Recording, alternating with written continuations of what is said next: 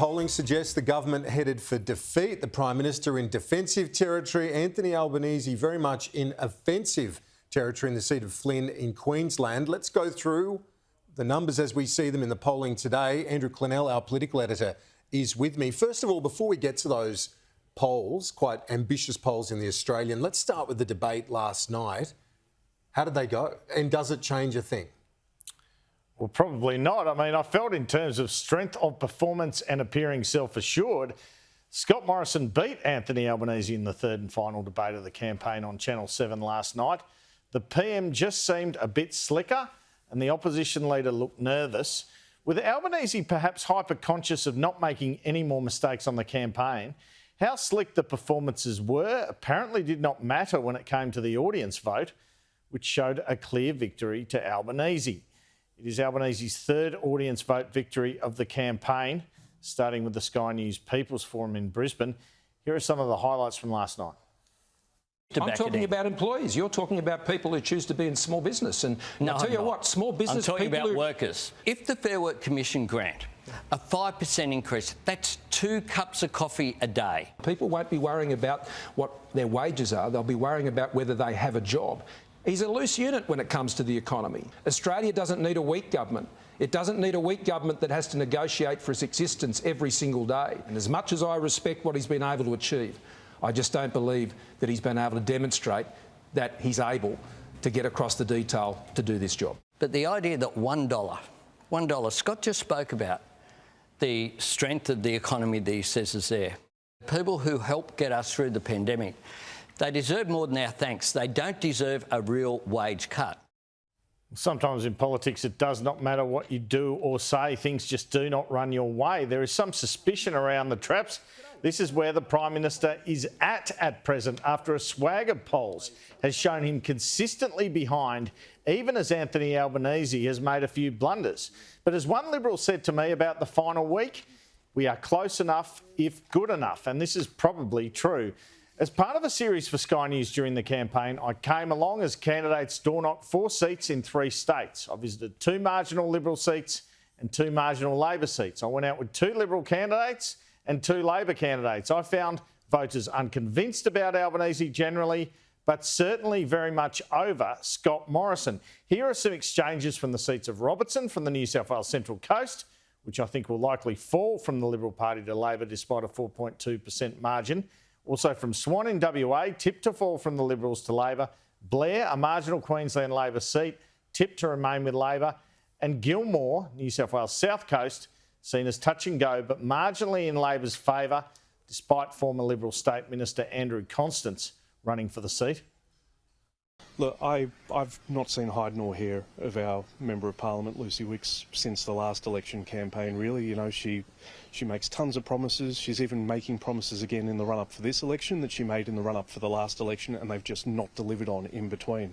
I did change my vote, but basically just to see who's doing the best job at the time. He wasn't around for the floods and the fires and all that sort of stuff. That was a glaring thing for me, was that, you know, he wasn't basically there to help his people.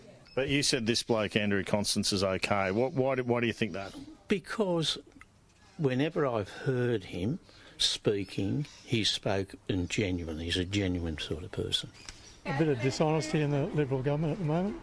I think that you can't really believe everything that they say. A bit undecided on which party at the moment, but yeah, I really don't know. I think I'll probably make up my mind when I get in there. Can't pick. I don't want to pick any of them. Why is that? You're not convinced by either one of them? No. I tend to find politicians very good at promising things, but not very good at delivering things. Okay, some of the sentiment in here appears to mirror some of these poll results from the giant Australian News Corp YouGov poll that I'm about to show you.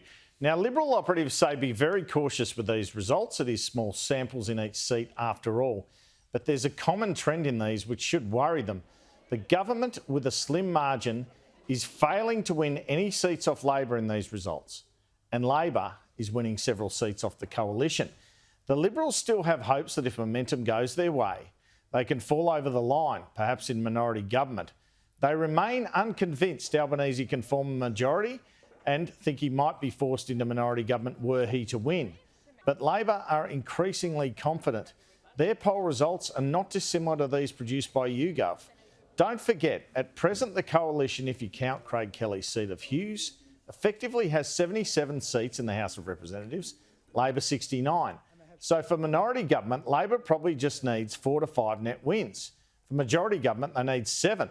Things can change in a campaign in the last week, but at present the polls and party sources indicate these are likely wins for Labor, and 2 of them are seats I door-knocked. In New South Wales, Reid in Sydney's inner west and Robertson on the New South Wales Central Coast. In Western Australia, Swan and Christian Porter's old seat of Pearce, although Pearce is a contest that's a bit tighter. In South Australia, Boothby. In Queensland, Brisbane. In Victoria, Chisholm. So that is 7 wins to Labor, taking them to 76, although the government still hopes a winning Gilmore and or Corangamite can bring 1 or 2 back. They also think Labor can only bank about 3 net wins at the moment. So here is a second tier, if you like, of possible Labor wins. They are less likely, but some could still happen, particularly if there is no shift in momentum in the last week, and they are reflected in the poll by quite tight results. Some look like a coin toss. I'm talking Bennelong and Lindsay in Sydney, Bass in Tasmania, probably Braddon too, Sturt in South Australia, and Ryan in Queensland. There are other seats Labor has a chance in, like Banks in New South Wales and Casey and Higgins in Victoria. But you can see here there is a path to 80 seats for Labor, but it's a bit more difficult than that 74 to 76 seat result. And here's the other difficulty for the government. The potential Teal losses, Kooyong and Goldstein, and I would add North Sydney and Wentworth to that as well, despite the results indicating the Liberals will hold on in those 2 seats. The Liberals appear increasingly more confident that Dave Sharma can beat off Allegra Spender in Wentworth, but it's just another headache that the government doesn't need. With about 15% of voters voting through postal votes, I suspect mostly due to COVID, several of these seats will not be decided on the night. Well, an interesting response to the poll from the 2 leaders today. The election is in the hands of the Australian people. It's not in the hand of pollsters or modellers or anyone else. I am focused on May 21 and that election timetable. We're focused on May 21 on getting there, but we're also focused on the next election as well. I'm focused on an agenda that's achievable, an agenda whereby we can point back and say we promised you a better future and we're delivering it.